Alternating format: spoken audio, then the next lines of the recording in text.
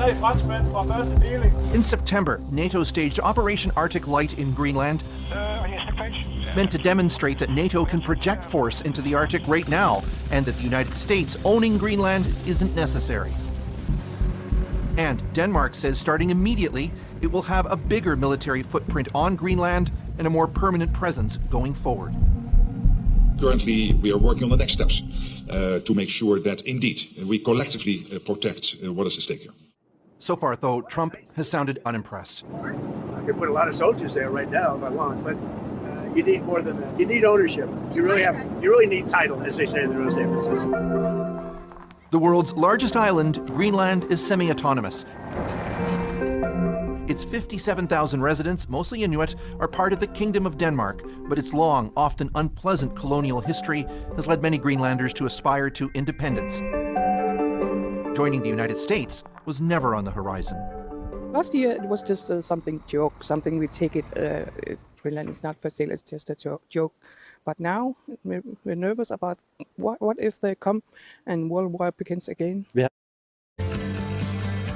In tonight's deep dive, the growing rift between the Trump administration and some of the United States' historic allies in Europe over a potential U.S. takeover of Greenland. President Trump says that he wants to take control of the island, which is a Danish territory, for national security reasons. Leaders on the other side of the Atlantic have resoundingly condemned the idea, as well as the tariffs President Trump says he'll impose on European countries who don't go along.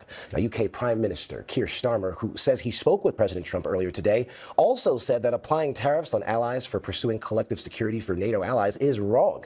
For more on this, I'm joined by former U.S. Ambassador to Poland, Daniel Fried, as well as ABC News contributor and former U.S. Ambassador to NATO, retired Lieutenant General Doug Lute. Thank you both for joining me.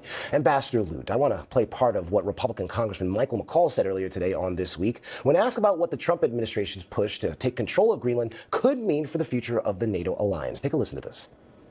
If he wants to purchase Greenland, that's one thing.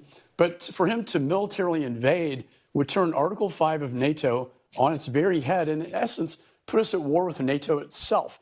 It would end up abolishing NATO as we know it, an organization that has lasted for over 4 to 5 decades and protected us from world wars. Ambassador Lute, what impact do the president's threats have on the future of the NATO alliance?